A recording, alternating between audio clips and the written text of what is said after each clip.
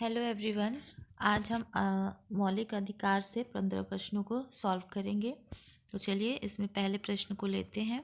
और पहला प्रश्न है, मूल अधिकारों से संबंधित संविधान के निम्नलिखित अनुच्छेदों में से कौन एक प्रत्यक्ष रूप से बालकों के शोषण में संबद्ध है। तो बालकों के शोषण में कौन सा एक अनुच्छेद जो है वो संबद्ध है? 17, 19, 24, 25। तो इसमें सी ऑप्शन सही है, जो है वो 24। कौन सा? 24 जो है वो बालकों के शोषण से संबद्ध है। और अनुच्छेद जो 23 है वो बालात श्रम को क्या करता है? ख़त्म करता है। ठीक है। तो मौलिक अधिकारों से दूसरा प्रश्न लेते हैं। भारत के सर्वोच्च न्यायालय में संविधान की मूल जो संरचना है, सिद्धांत, बुनियादी जो ढांचा है, उसका प्रतिपादन निम्नलिखित में से किस मुकदमे में किया गया है? तो ये इसका आंसर आप लोग दे चुके हैं। इसमें होगा केशवानंद भारती बनाम केरल राज्य। केशवानंद भारती बनाम केरल राज्य। दूसरा चलते हैं, अगले प्रश्न को देखते हैं। पर अगला प्रश्न क्या है?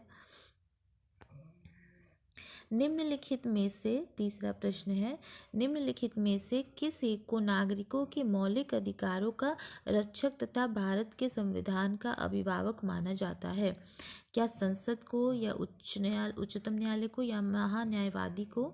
तो इसमें ही हमारा आंसर मिल गया है, वो है कौन? उच्चतम न्यायालय जो है वो मौलिक अधिकारों का क्या होता है? अभिभावक होता है या रक्षक होता है। या फिर यहाँ पे एक और ऑप्शन था राष्ट्रपति, थोड़ा मिस प्रिंट हो गया है, टाइपिंग मिस्टेक। अगला प्रश्न है चौथा, संपत्ति के मौलिक अधिकार को कब समाप्त किया गया था? क्या वो 44वें, 46वें, 31वें, या इनमें से कोई नहीं? तो संपत्ति को अधिकार को मौलिक अधिकारों से ख़त्म करके कानूनी अधिकार बना दिया गया था 1978 में 44वें संविधान संशोधन द्वारा। अगला प्रश्न है, अनुच्छेद संविधान के किस प्रावधान द्वारा, किस अनुच्छेद द्वारा अस्पृश्यता का उन्मूलन किया गया है? ये तो सबको पता है और ये फेवरेट क्वेश्चन भी है, हमेशा आता है हर एग्ज़ाम में। तो वो है अनुच्छेद 17।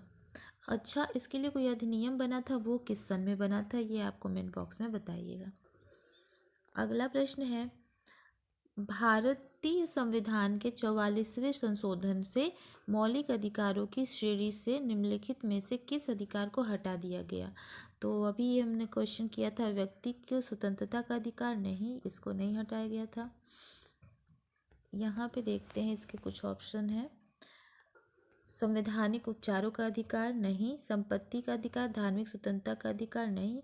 44वां संविधान 1978 में संशोधन हुआ था और उसमें से संपत्ति के अधिकार को हटा के उसको क्या किया गया? एक कानूनी अधिकार बना दिया गया। अगला प्रश्न है, निम्नलिखित में से भारत के संविधान का कौन सा अनुच्छेद कानून के समक्ष समानता से संबंधित है? तो कौन सा अनुच्छेद जो है वो कानून के समक्ष जो है वो समानता देता है? तो ये है हमारा समानता का अधिकार जो है वो 14 में। ठीक है, 13 में क्या है और 15 और 16 में क्या है, ये हमने कल की वीडियो में। अगला प्रश्न है, निम्नलिखित युग्मों में से कौन सी सही सुमेलित नहीं है? क्या है? नहीं है। तो पहला है दुर्व्यवहार, ये यहाँ पे ये फिर मिस हो गया है, गलत टाइप हो गया। दुर्व्यवहार तथा बाल श्रम का प्रतिषेध अनुच्छेद 23 है, हाँ तो ये सही है। अल्पसंख्यक वर्गों के हितों का संरक्षण किस अनुच्छेद में होता है? सही है। संवैधानिक उपचारों का अधिकार अनुच्छेद 32 है। क्या शिक्षा संस्थाओं की स्थापना तथा प्रशासन करने का अल्पसंख्यक वर्गों का अधिकार अनुच्छेद 31 है? तो ये ऐसा नहीं है। पैतृक संपत्ति की इसमें चर्चा की गई है 1900 जिसमें कानून बना था 18 में, और इसको 1978 वाला वही जो है 1978 में कानून बनाया गया था और उसको संपत्ति को 300 क में क्या हो गया? एक कानूनी अधिकार बना दिया गया है, मौलिक अधिकार ये नहीं है। अगला प्रश्न देखते हैं। अगला प्रश्न है, संविधान के अंतर्गत मूल अधिकार का संरक्षक कौन है? तो ये हमारा सर्वोच्च न्यायालय है। ये क्वेश्चन एक बार और आ गया। अगला प्रश्न है, वर्तमान समय में भारतीय संविधान के अंतर्गत संपत्ति का अधिकार एक है। कौन सा अधिकार है? मौलिक तो है नहीं, नैतिक भी नहीं है, तो ये बचा कौन सा? एक वैधानिक अधिकार या कानूनी अधिकार है। अगला है, समानता का अधिकार संविधान के निम्न अनुच्छेदों में से किनके अंतर्गत दिया हुआ है? तो समानता का अधिकार जो है 13, 14 या फिर अनुच्छेद 15 या 16, ठीक, या कूट बताना है आपको कि कौन से कूट में दिया गया है। तो इसका कौन सा कूट जो है वो सही होगा? तो दो यहाँ पे अनुच्छेद समानता का अधिकार किससे है? 13, 12 और 13, तो वो है 14, 15, 16, 17, 18। तो 14, 15, 16, 2, 3, 4 जिसमें आए, तो ऑप्शन सी जो है इसका सही होगा। नेक्स्ट क्वेश्चन देखते हैं, निम्नलिखित में से कौन एक सुमेलित नहीं है? तो अनुच्छेद 23 क्या मानव के दुर्व्यवहार एवं बालाश्रम का प्रतिबंध है? सुमेलित नहीं है पूछा है, तो ये सुमेलित है। 24 कारखानों आदि में बालकों के नियोजन का प्रतिषेध है। हाँ, ये भी हमने ऊपर ही देखा है। आगे देखते हैं, अनुच्छेद 26 किससे संबंधित है? धार्मिक कार्यों के प्रबंधन की स्वतंत्रता क्या इसमें है? तो ये भी सही है। अगला जो है इसका ऑप्शन देखते हैं डी, अनुच्छेद 29। तो क्या अनुच्छेद 29 शिक्षा संस्थानों की स्थापना और प्रशासन करने का अल्पसंख्यक वर्गों का अधिकार देते हैं?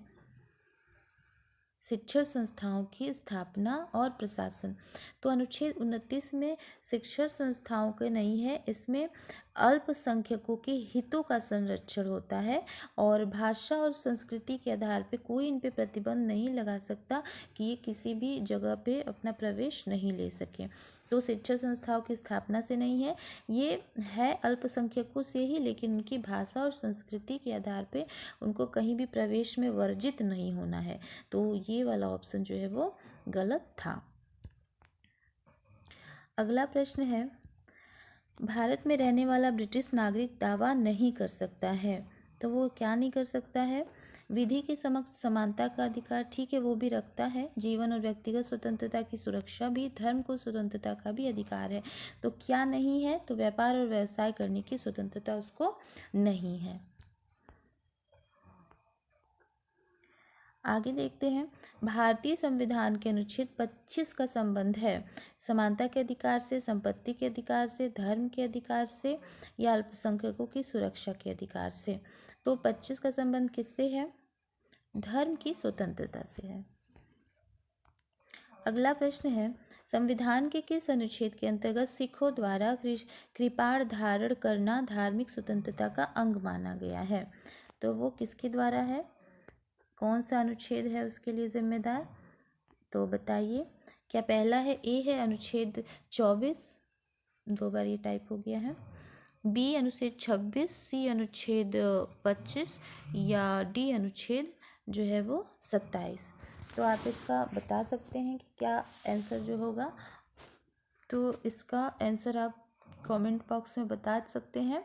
इसको आपको आंसर देना है कि इसका आंसर क्या होगा। और वीडियो अच्छी लगे तो लाइक शेयर और सब्सक्राइब भी ज़रूर कर दें।